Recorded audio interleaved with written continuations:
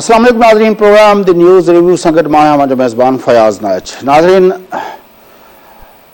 अदम एतमाद बेतमादी जी इर्तिजू ॻाल्हियूं पंहिंजी जाइ ते, पर अॼु पूरी दुनिया जी इस्लामी मुल्कनि जा वज़ीर ख़ारजा पाकिस्तान में आयल आहिनि। OIC जी जेका वज़ारती 48 जेका काउंसिल आहे उनजो पाकिस्तान उनजी मेज़बानी करे रहियो आहे।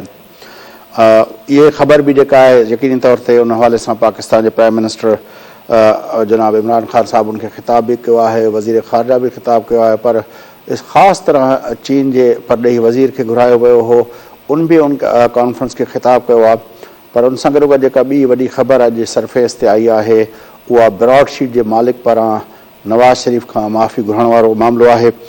कोशिश कंदासीं त जेको प्रोग्राम में टिनी शयुनि ते गुफ़्तगू कयूं। असांखे टेलीफोन लाइन ते जॉइन कयो आहे मुल्क के नामियारे तर्जनगार मारूफ़ कानूनदान जनाब एडवोकेट शाह वस्तो साहब। जॾहिं कश्मीरनि जे मथां मोदी जेको आहे लखें कश्मीरियन खे जेको आहे बाक़ायदा उन्हनि जे स्पेशल स्टेटस ख़त्म करण खां पोइ जेका उते लश्कर कशी करे उनखे बंदि करे छॾियो, इंटरनेट बंदि ऐं कम्युनिकेशन जा सभु ज़रिया बंदि। उन वक़्तु OIC खे का जुंबिश कोन आई, बल्कि चयो वियो त इहो ॿिन्ही मुल्कनि जो पंहिंजो मसइलो आहे। फ़लस्तीन जो मसइलो आहे, उन ते असांखे नज़र अचे पियो त उहो इसराइल सां लॻभॻि तक़रीबन अरब इमारात रियासतुनि जेको आहे पंहिंजा तालुकात ठीक करे छॾिया आहिनि। आख़िर इहा OIC आहे कि मर्ज़ जी दवा जंहिंजे करे एॾो सारो वॾो एहतमाम कयो वञे थो, ऐं जूं कॉन्फ्रेंसूं थियनि थियूं, उते वॾा ख़ुतबा थियनि था पिया। कीअं था सम्झो OIC जे इन सॼे OIC जे रोल खे पाकिस्तान सॼी दुनिया जी पॉलिटिक्स जे हवाले सां?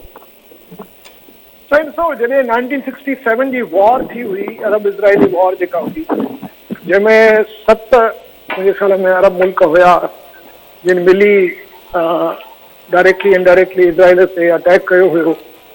ऐं उन वक़्तु गोल्डा मेयर हुई प्राइम मिनिस्टर इज़राइल जी, ऐं उन जे मुक़ाबले में अमेरिकन्स फुली सपोर्ट कयो इज़राइल खे ऐं पंहिंजा फाइटर जेट्स ऐं सभु कुझु प्रोवाइड कयो। अरबन खे ॾाढा मोचड़ा लॻा। सिनाई ते कब्ज़ो थियो, वेस्ट बैंक ते कब्ज़ो थियो, गोलान हाइट्स ते कब्ज़ो थियो। त उन में उहा हिकिड़ी शिकस्त अहिड़ी हुई जंहिंखां अॼु ताईं अरब वर्ल्ड निकिरी न सघी आहे। उन दौर में हिननि इहा कोशिशि कई त हिकिड़ो ब्लॉक ठाहिजे, छो त उन दौर में ब्लॉक्स ठाहींदा हुया, पूरी दुनिया ब्लॉक्स में विरहायल हुई। ऐं लैटिन अमेरिका जा मुल्क, मुख़्तलिफ़ अफ्रीकन मुल्क, उन्हनि जा बि ब्लॉक्स हुया। हिननि वरी इहो हिकिड़ो ऑर्गेनाइज़ेशन ऑफ इस्लामिक कंट्रीज़ जे नाले सां हिकिड़ो ब्लॉक ठाहियो। हिन मक़सदु इहो ई हुयो त मुस्लिम मुल्क जेके आहिनि उन्हनि जो जेको आहे हिकिड़ो गॾियल प्लेटफॉर्म हुजे। पर छाकाणि त जेकॾहिं 56-57 मुल्क आहिनि, उन्हनि में शायदि 2 या 3 बि न हूंदा जिन में जमहूरियत हुजे।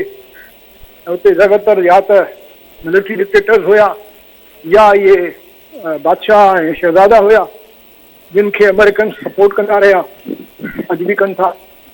इन करे इहो बज़ाहिर त OIC जो जेको हुयो उहो इज़राइल जे ख़िलाफ़ हुयो, पर ॿिए तरफ़ खां इज़राइल जो सपोर्टर अमेरिका बि हुयो, अमेरिका जा वरी हे बि सपोर्टर हुया। त हिकिड़ो आई वॉश हुयो, हिकिड़ो टॉकिंग शॉप हुयो, ॿियो कुझु कोन हुयो। तंहिंजे करे अॼु ॾींहं ताईं OIC जी जेका ऑर्गेनाइज़ेशन आहे उनजी का इंटरनेशनल अफेयर्स में अहमियत कंहिं महसूसु न कयो आहे, न हुनजो को रोल रहियो आहे।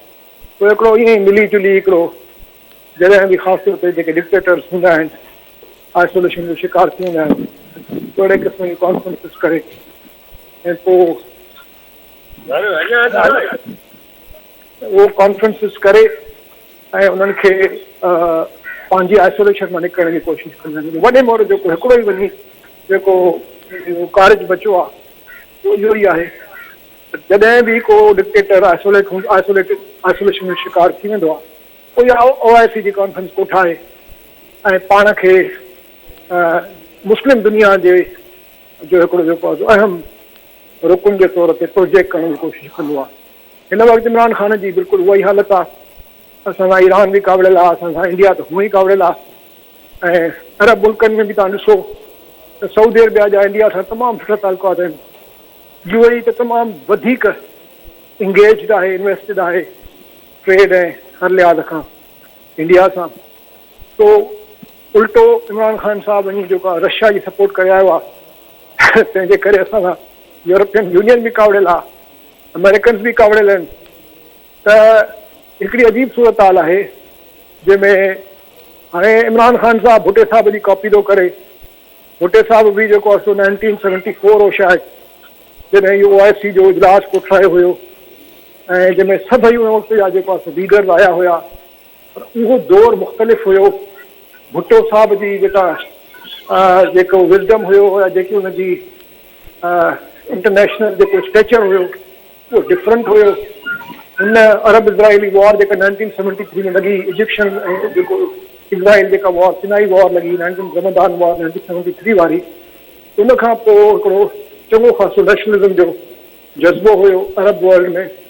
ऐं जेको तव्हांखे यादि आहे त पहिरियों दफ़ो अरबनि ऑयल सेंक्शन्स जेको आहे सो ऑयल खे वेपनाइज़ कयो ऐं अमेरिका में दुनिया जे ॿियनि मुल्कनि में ऑयल जी क़ीमत। पर जी तव्हां चओ था त जॾहिं ॾुखियो वक़्तु अचे थो, ईरान ते ॾुखियो वक़्तु अचे थो त OIC कुझु नथी करे, जेकॾहिं सदाम ते ॾुखियो वक़्तु अचे थो त OIC कुझु नथी करे, जेकॾहिं कर्नल कज़ाफ़ी ते ॾुखियो वक़्तु अचे थो त OIC कुझु नथी करे, जेकॾहिं हौसी बाग़नि जो मसइलो आहे त OIC कुझु नथो करे। जीअं कश्मीरनि जी ॻाल्हि कयोसीं त उते OIC कुझु नथी करे।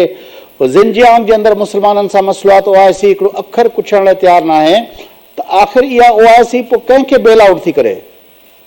मां तव्हांखे हाणे जेका गुज़ारिश कई त इहो हिकिड़ो टॉक शॉप आहे जिते इहे सभु कठा थींदा आहिनि ऐं जॾहिं बि इहो तव्हां रिकॉर्ड चेक कयो त आम तौर ते जंहिं मुल्क में सियासी भूचाल हूंदो आहे, जंहिं मुल्क में जेको तव्हांजो रूलर कंहिं आइसोलेशन जो शिकार हूंदो आहे, त पोइ इहो OIC जो ड्रामो थींदो आहे। हुन में सभु ईंदा आहिनि इहे फॉरेन मिनिस्टर अची 2-3 ॾींहं। अच्छा, विच में जेको आहे OIC मुस्लिम दुनिया जो नेटो ठहण जी ॻाल्हि थी। हितां असांजो साबिक़ जेको आर्मी चीफ आहे उनखे उनजो सरबराह मुक़ररु कयो वियो। वॾी तक़रीब थी पंहिंजो सऊदी अरब जे शहर दारुल ख़िलाफ़ा में ऐं उते चयो वियो त हाणे मुस्लिम दुनिया जी का नेटो टाइप जी का पंहिंजो जेको आहे पंहिंजो का फ़ौज ठहंदी ऐं उनजी सरबराही जेको आहे जनाब राहिल शरीफ़ साहब कंदा। उहे सभु ॻाल्हियूं बि हवा में रहिजी वियूं। आख़िर मुस्लिम जेका दुनिया जंहिंखे चवनि था या कॾहिं उम्मा जो लफ़्ज़ इस्तेमालु कनि था पिया, उहा हिकु तरफ़ जीअं तव्हां चओ त उहा बीठी आहे अरब मुल्कनि जी वॾी अक्सरियत अमेरिका सां बीठी आहे। पर अॼोके हिन इजलास में असां ॾिसूं था त ख़ासि तौरु घुरायो वियो आहे चीन जे परॾेही वज़ीर खे। त इहे मतिलबु एम्बिग्यूटीज़ जेके आहिनि, इहे मुंझारा जेके आहिनि, आख़िर इहे असांखे कहिड़े छा असांजे ज़हन में अचणु घुरिजे त असां हिन वक़्तु जेको अॼु जेको इजलास थिए पियो इहो मुस्लिम दुनिया खे कहिड़ो पैगाम ॾींदो? ॾिसो, ॻाल्हि इहा आहे त OIC जे अंदरि तमामु वॾा इख़्तिलाफ़ आहिनि। नज़रियाती तौर ते बि हिन में तमामु घणा इख़्तिलाफ़ आहिनि। ख़ासि तौर ते जेको ईरान वारो जेको ग्रुप आहे ऐं ॿिए तरफ़ सऊदी अरबिया ऐं एमिरेट्स वारो जेको ग्रुप आहे, इजिप्ट बि हुन में शामिलु आहे, इन्हनि ॿिन्ही जे विच में वॾा इख़्तिलाफ़ आहिनि। इन करे OIC ॿाहिरि त तव्हांखे लॻे थो सभु वेठा आहिनि गॾु, पर इन्हनि जे अंदरि शदीद इख़्तिलाफ़ आहिनि। हिन वक़्तु दरअसल मुस्लिम वर्ल्ड में जेको कॉन्फ्लिक्ट आहे उहो उन में ॿिया भली शामिलु थियनि था, पर उहो कॉन्फ्लिक्ट मुस्लिम वर्ल्ड जे अंदरि मुस्लिम सोसाइटी में अची वियो आहे ऐं उन में सेक्टेरियन जेको कॉन्फ्लिक्ट आहे उन सॼी असांजी मुस्लिम दुनिया खे विराए छॾियो आहे। हाणे ॾिसो न, सॼो जेको हिन वक़्तु मिडल ईस्ट आहे, यमन खां वठी वेंदे तव्हां मथे हलिया वञो ट्यूनीशिया ताईं, उते इहो को ॿाहिरों जो जहिड़ो कोन्हे। मुस्लमान पाण में था विढ़नि ऐं पोइ किथे एथनिक बेसिस ते था विढ़नि जीअं कुर्द था विढ़नि, किथे सेक्शनल बेसिस ते आहिनि जीअं शिया सुनी जो जहिड़ो आहे, या किथे वरी फेथ जो बि इशू आहे। सो जॾहिं तव्हांजे अंदरि बुनियादी जेके इख़्तिलाफ़ आहिनि, यानी नज़रिये जे हवाले सां, मज़हब जे हवाले सां, फिक़े जे हवाले सां, जॾहिं तव्हां उहे रिज़ॉल्व न करे सघिया आहियो ऐं मुतहदा हिकिड़ो जीअं यूरोपियन यूनियन आहे या जीअं नाटो आहे, अहिड़े क़िस्म जो हिकिड़ो तव्हां ब्लॉक पैदा न करे सघिया आहियो, त पोइ तव्हांजी जेका दुनिया में जेको इन्फ्लुएंस आहे उनजी कहिड़ी मञता थींदी। पर हुन में जेको बुनियादी मसइलो आहे मुस्लिम वर्ल्ड सां, OIC सां, उहो इन्हनि इख़्तिलाफ़नि खां वधीक जेको जमहूरियत जो फुक़दान आहे।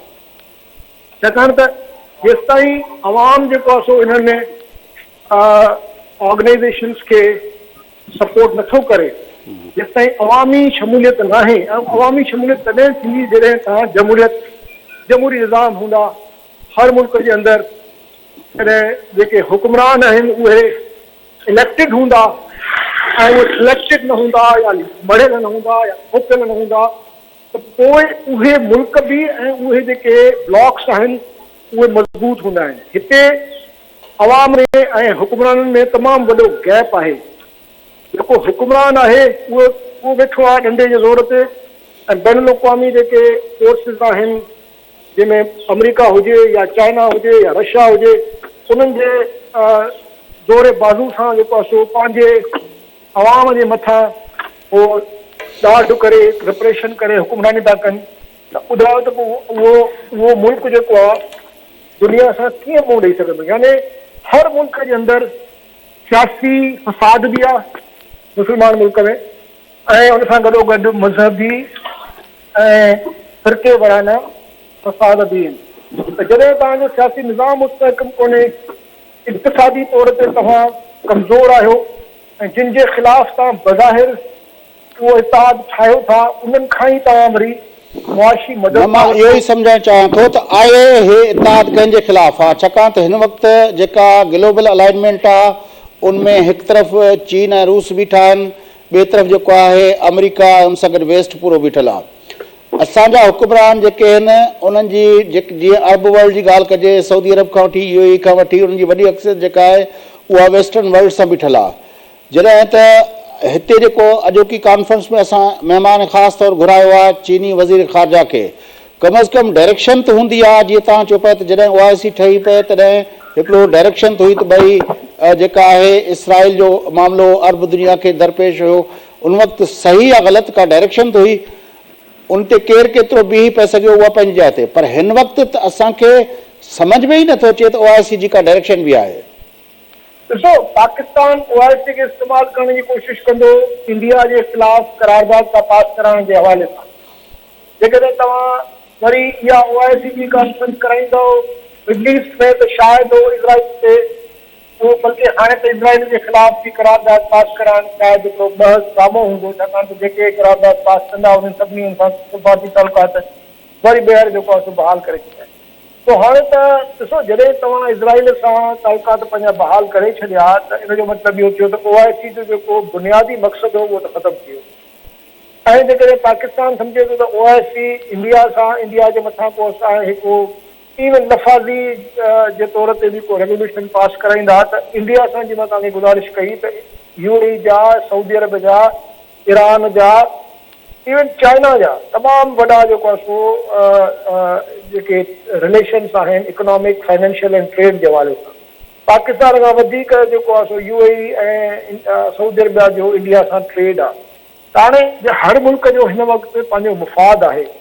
पाकिस्तान जी वॾी जेका मजबूरी आहे या जेका हुनजे लाइ जेको हिकिड़ो अलमियो आहे त पाकिस्तान जिन मुल्कनि खां सिफ़ारती मदद वठे थो उन्हनि खां कर्ज़ बि वठे थो, ऐं वरी उन्हनि कर्ज़नि खां पोइ जॾहिं सूरत लड़ी पैदा थिए थी त तव्हांखे ॾिसणो थो पवे त भई जेके तव्हांखे कर्ज़ ॾियनि था त तव्हांजी उन्हनि जे मथां कहिड़ी लीवरेज थी रहे। छाकाणि त सऊदी अरबिया हाणे इंडिया जे हवाले सां एतिरो को वधीक, कश्मीर जे हवाले सां को एतिरो वधीक उनखे को एतिरा को नज़र कोन आयो आहे असांखे त सऊदी अरबिया को इंडिया जी कंडेमनेशन कई हुजे। छाकाणि त सऊदी अरबिया हिन वक़्तु इंडिया सां पंहिंजो ट्रेड थो करे। पाकिस्तान लाइ इहो वॾो मसइलो आहे। पाकिस्तान जी का हिन वक़्तु सूरत हाल ठीकु कोन्हे त पाकिस्तान वेही को असां वटि बि को अहिड़ी का लीवरेज हुजे सवाइ असांजी फ़ौज जे जेका अरब इस्तेमालु कंदा रहंदा आहिनि, या असांजो न्यूक्लियर जेको पावर वारो जेको स्टेटस आहे। हाणे न्यूक्लियर पावर जो जेको स्टेटस आहे उनखे तव्हां वधि में वधि पंहिंजे वेटरन्स लाइ इस्तेमालु करे था सघो, पर तव्हां जेको हिन में नॉर्थ कोरिया वांगुरु तव्हां न्यूक्लियर पावर खे को लीवरेज जे तौर ते इस्तेमालु कोन करे सघंदा। छाकाणि त असांजो जेको सॼो दारो मदार आहे उहो वेस्ट ते आहे, ऐं हाणे इकोनॉमिकली असां वरी चाइना तरफ़ ॾे बि माइल थिया आहियूं, त हर तरफ़ खां असांखे कॉन्ट्राडिक्शन नज़र थी अचे त हाणे जेके चाइना जे वधीक वेझो था अचूं त अमेरिकन खां नाराज़ थी था वञनि, अमेरिकन जे वेझो था अचूं त चाइना जो जेको सीपेक वारा जेके प्रोग्राम आहिनि उहे सभु हुनजो जेको तातुनि जो शिकार थी था वञनि। त पाकिस्तान ॾाढी हिन वक़्तु हिकिड़ी तमामु ॾुखी सूरत हाल में आहे ऐं मां सम्झां थो जेकॾहिं हिननि को अकुल खां कमु न वरितो त OIC जहिड़ा इहे जेके इदारा आहिनि इहे असांखे कमु कोन ईंदा। अच्छा तव्हां उस्त साहब, हाणे हिकिड़ो ॿियो तव्हां ज़ाहिर पंहिंजो कानून सां लाॻापियल ऐं पंहिंजो कानूनदान आहियो, मुल्क जा मारूफ़ कानूनदान आहियो। हेतिरनि सालनि खां वठी एहतसाब जे नाले में जेको कुझु थिए पियो उहो तव्हांजे साम्हूं आहे ऐं तव्हां उन्हनि कोर्टुनि में पाण विटनेस तौर बि उन्हनि खे केतिरनि उन्हनि खे प्रोसीडिंग्स खे ॾिठो आहे। ब्रॉडशीट जे सरबराह कावे मूसवी साहब जेको आहे उहो ॼण चओ त असांजे हिन हेतिरनि ॾेढ ॾहाके खां वठी जेको असांजो एहतसाब जो अमल आहे, बल्कि 2 ॾहाकनि जे एहतसाब जे अमल खे जहिड़े नमूने सां हुन पेश कयो आहे, उनखां पोइ तव्हां कीअं था ॾिसो हिन सॼी सूरत हाल खे? न, इहो ब्रॉडशीट जो अॼु मूंखे मां अॼु फॉलो न कयो आहे न्यूज़ खे, छा हुन कुझु अॼु का डेवलपमेंट थी आहे छा? सर, हुन जे सरबराह जेको आहे नवाज़ शरीफ़ साहब खां माफ़ी घुरी आहे। अच्छा, कावे मूसवी साहब जो चवणु इहो आहे त जेको आहे नवाज़ शरीफ़ साहब जे बारे में मूंखे जेको कुझु चयो वियो नेब जे पारां चयो वियो ऐं असां वटि का शइ एविडेंसिस कोन हुआ, मां उनखां माफ़ी थो घुरां। 2 दफ़ा उन पंहिंजे स्टेटमेंट में माफ़ी जो लफ़्ज़ इस्तेमालु कयो ऐं हुनजो चवणु इहो त असांखे नेब जेको आहे उहो असांखे इस्तेमालु कंदी रही ऐं असां नेब खे जेके अंग अखर जन माण्हुनि जे बारे में ॾिनासीं, जेके हक़ीक़ी अंग अखर हुआ, उन ते नेब कुझु न कयो। नेब जेको आहे हिकिड़ो अहिड़ो इदारो आहे जेको मतिलबु आहे जेको पाकिस्तान में आमतौरु चयो वञे थो त हू मैनूवरिंग ऐं इंजीनियरिंग लाइ इस्तेमालु थिए थो, बल्कि उनजो एहतसाब सां को वास्तो कोन्हे। लॻभॻि इहो आहे उनजो लब लुबाब हुनजे सॼे हुनजो। नवाज़ शरीफ़ साहब खां माफ़ी घुरी आहे, चयो त नवाज़ शरीफ़ जे बारे में उनखे जेको उनजे जेका हुआ उहे फैक्ट ते बदिल न आहिनि, उनजे ख़िलाफ़ को बि एविडेंस असांखे कॾहिं न मिलियो आहे। ॾिसो हाणे इहो जेको बयानु आहे ज़ाहिर आहे इहो बयानु ॾियारायो वियो आहे, हिन में त कोई शक कोन्हे ऐं इन बयान जो वधि में वधि हिकिड़ो अख़लाक़ी तौर ते नवाज़ शरीफ़ खे यकीनन फ़ाइदो थींदो ऐं जेको बयानियो आहे असांजे इमरान ख़ान साहब जो उहो थोरो ज़ाहिर आहे हुन में हुनखे सेटबैक थींदो, पर मां सम्झां थो त हिन में को शक कोन्हे। Nawaz Sharif was the victim of a scandalous witch hunt. हा, ठीकु आहे, मां मञा थो, पर इन में बि को शक कोन्हे त शरीफ़नि ऐं ज़रदारी साहिबनि जेको आहे सो मुल्क सां जेका कई आहे, न त को ॿियो को राय थी नथो सघे। इहो हिकिड़ो अनफॉर्चुनेट असांजो हिकिड़ी ट्रेजेडी आहे त असांजो जेको उमरात नेब is a fraud through and through. न, मां मञा थो नैब जेका नैब जी ॻाल्हि मां नथो कयां, मां हिकिड़ी जनरल ॻाल्हि थो कयां त मुल्क में करप्शन जी जेका वबा आहे उहा त पंहिंजी जाइ ते मौजूदु आहे, उन ते ॿई का राय कोन्हे त करप्शन कोन्हे। हाणे फ़र्क़ु सिर्फ़ु इहो आहे त जेको हितां जो उमरा तबिको आहे उहो करप्शन करण खां पोइ जेके इदारा आहिनि उन्हनि खे एॾो मुतनाज़ा बणाए थो छॾे, एॾो उन्हनि खे पोलिटिसाइज़ थो करे छॾे जो उहे हिननि खे पकड़े कोन था सघनि।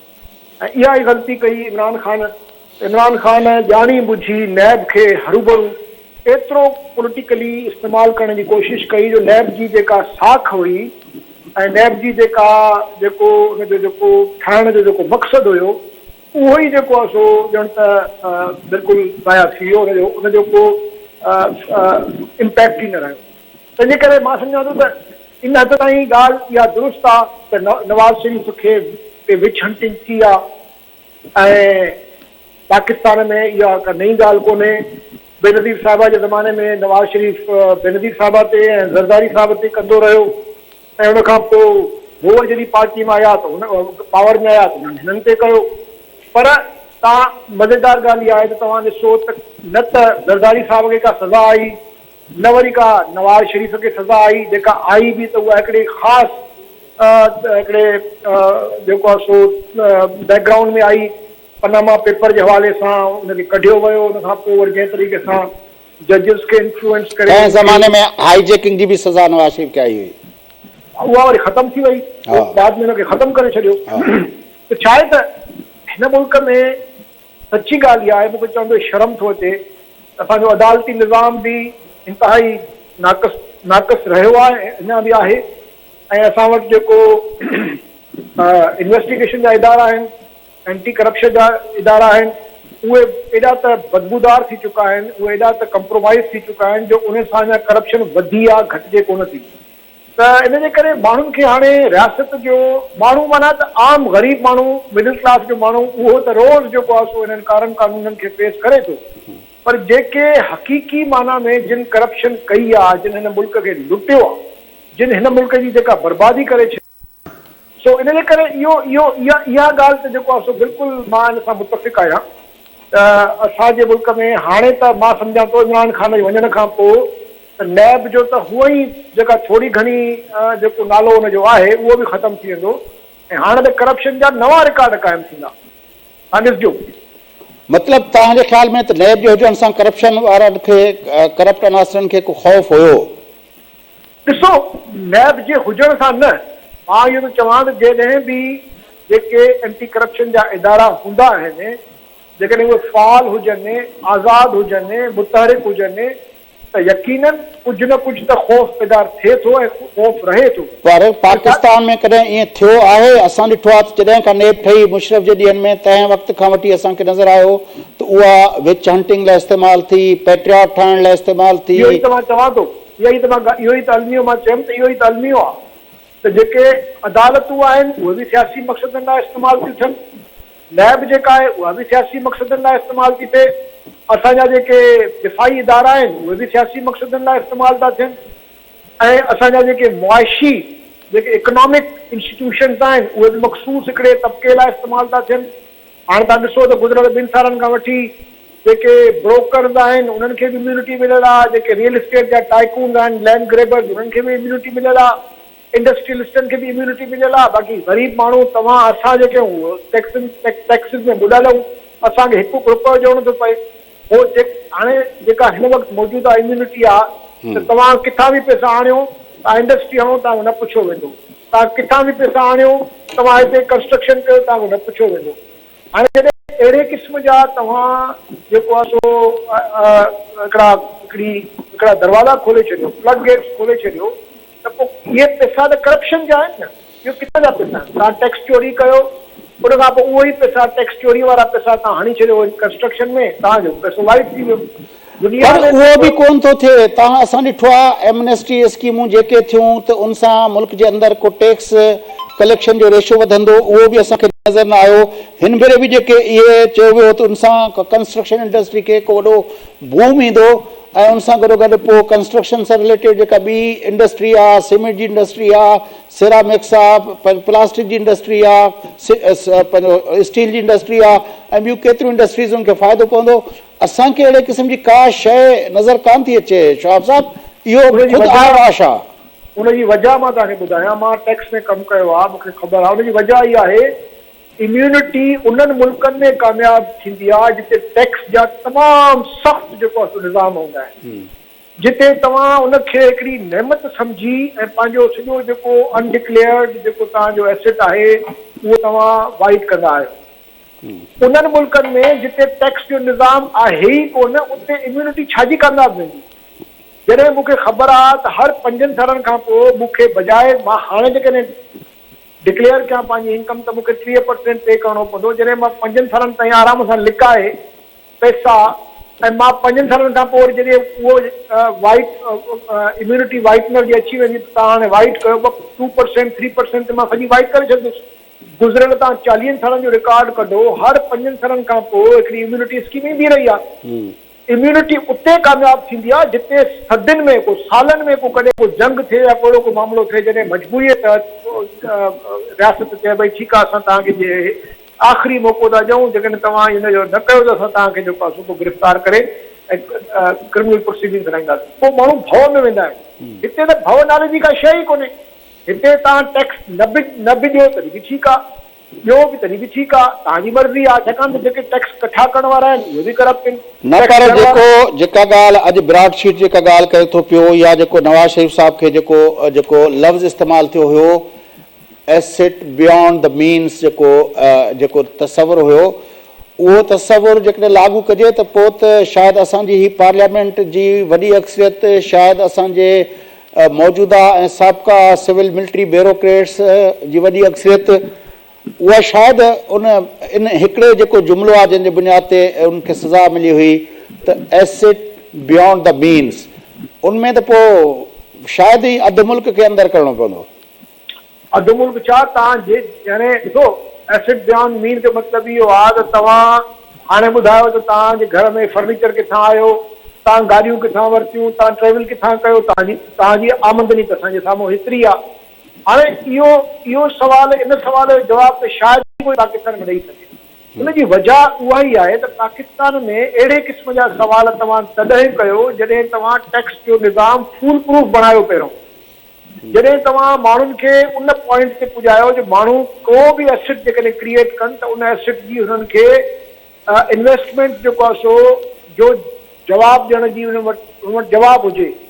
हिते तव्हां ॾिसो, तव्हां गाॾियूं वठो, बंगला वठो, कुझु बि वठो, 5 सालनि खां पोइ तव्हांजा वाइट था थी वञनि।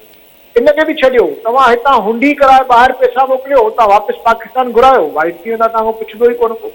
हाणे जॾहिं तव्हां हिकिड़ा वॾा फ्लड गेट्स खोले छॾिया आहिनि, रस्ता खोले छॾिया आहिनि त भई हितां बि तव्हां वाइट करे सघो था, हितां बि, त पोइ टैक्स छो ॾींदो माण्हू? टैक्स सिर्फ़ु ख़बर अथव किथां थी अचे? टैक्स जेका अचे थी उहा इनडायरेक्ट टैक्सेशन। तव्हां जेको ख़रीद था कयो उतां तव्हांजी टैक्स कटे। ॿियो जेको सैलरीड क्लास आहे उहो जेको एट सोर्स 70% जेका तव्हांजी टैक्स आहे, 75% बल्कि उहा तव्हांजी इनडायरेक्ट टैक्स आहे, जेका तव्हांजी कटिजे थी डायरेक्ट तव्हांजे। जेका तव्हां भली पंहिंजी तव्हां दुकान तां वञी का टूथब्रश बि वठो था, उन ते बि तव्हां जेको आहे सो 16% 17% जेको बि आहे टैक्स पे था करे। सेल्फ टैक्सेशन जी तरफ़ हले वियो आहे सॼो असांजो इनडायरेक्ट। जेका ग़रीब बि उहो थो पे करे, अमीर बि उहो थो करे, यानी उहा इंतिहाई हिकिड़ी ज़ालमाना टैक्स आहे, छाकाणि त ग़रीब माण्हू बि 100 रुपए ते का शइ 100 रुपए जी वठंदो त 17 रुपया बिल्कुलु ज़ालमाना टैक्स आहे। मतिलबु आहे हिकिड़ो मासूम ॿार जे लाइ जेकॾहिं को मज़दूर पंहिंजे ॿार जे लाइ का टेबलेट वठे, का पंहिंजो खीर जो हिकिड़ो पंहिंजो दॿो वठे, उन ते बि उनखां 17% कटनि था पिया, ऐं हिकिड़ो बिलियनर जेकॾहिं वठे त उनखां बि ओतिरो कटिजनि था। बिल्कुलु रेग्रेसिव सिस्टम आहे। तव्हांजी वॾी महिरबानी उस्तो साहिबु, तव्हां असांखे जॉइन कयो आहे। गुफ़्तगू तव्हां ॿुधी, यकीनी तौर ते जेको ब्रॉडशीट जे सरबराह जे पारां जेको बयानु आयो आहे उनखां पोइ बिल्कुलु वाज़े थी वियो त असांजे मुल्क जे अंदरि एहतसाब जे नाले में उहो मुशरफ जो दौरु हुजे या नवाज़ शरीफ़ साहिब जो दौरु हुजे या मौजूदा जेका हुकुमरान टोलो आहे उन्हनि जो दौरु हुजे, एहतसाब जे नाले में सदाई हिकिड़ी विच हंटिंग यानी टारगेट करणु ऐं पंहिंजो जेको आहे पंहिंजे मुखालफ़िन खे जेको आहे मुखालफ़नि खे जेको आहे तंग करणु ऐं उन्हनि खे जेको आहे हिकिड़े पंहिंजो मख़सूस एजेंडा ते आणण खां सवाइ ॿियो उनजो को रोल न रहियो आहे। ऐं इहा ॻाल्हि पाकिस्तान जे अंदरि लॻभॻि समूरा तज्ज़िये निगार, लॻभॻि समूरा जेके आहिनि सियासतदान ऐं असांजा जेके आहिनि अकेडमिया सां लाॻापियल जेके स्कॉलर्स आहिनि उहे चवंदा रहिया आहिनि। इहो ई सबबु आहे जो मुल्क जे अंदरि अॼु ॾींहं ताईं हेॾियूं ॻाल्हियूं थियनि थियूं पियूं। 90 जे ॾहाके खां वठी सैफुर रहमान वेठो हुयो नवाज़ शरीफ़ साहिब सां गॾिजी जेको आहे उहो केस ठाहिण जी मशीनरी हिकिड़ी मशीन लॻाए वेठो हुयो, रोज़ पिया केस ठहिया। उहे केस जेके आहिनि अॼु ॾींहं ताईं साबित न थिया। ईअं ई जेको आहे मुशरफ जे दौर में नेब जे नाले में जेके केस ठहण जो सिलसिलो शुरू थियो उहो बि ईअं थियो। ऐं हाणे जेको आहे हीअ असांजो जेको मौजूदा जेको आहे वज़ीर आज़म साहिबु जेको आयो हुयो ऐं जेको चवंदो किसी को नहीं छोड़ूंगा, एक एक पैसा वसूल करूंगा, 4 साल ख़ैरनि सां पूरा थियण वारा आहिनि पर हिकिड़ो पैसो बि वसूल न थियो आहे। ऐं उनजो सबबु इहो आहे त छाकाणि त हीउ सॼो जेको निज़ाम आहे उन निज़ाम जे अंदरि जेका आहे उन इदारनि खे मैनिपुलेट करणु, उन्हनि खे पंहिंजे सियासी गिरोही ऐं शख़्सी मफ़ादनि लाइ इस्तेमालु करण खां सवाइ अक्सर औक़ात असांजे हुकुमराननि जेका आहे उहा कॾहिं बि उन ॻाल्हि खे उन्हनि इदारनि खे साफ़ शफ़ाफ़ नमूने सां एहतसाब करणु ऐं मुल्क मां करप्शन जे ख़ात्मे लाइ इस्तेमालु करण जी का कोशिशि न कई आहे। बहरहाल नाज़रीन, OIC जो इजलास ऐं हीउ जेको ब्रॉडशीट जे सरबराह कावे मूसवी साहिब जो जेको बयानु आयो आहे उन हवाले सां असां अॼोके प्रोग्राम में गुफ़्तगू कईसूं। उन सां गॾु प्रोग्राम जो वक़्तु पूरो थिए थो। पंहिंजे मेज़बान फयाज़ नाश खे इजाज़त सदाईं गॾु।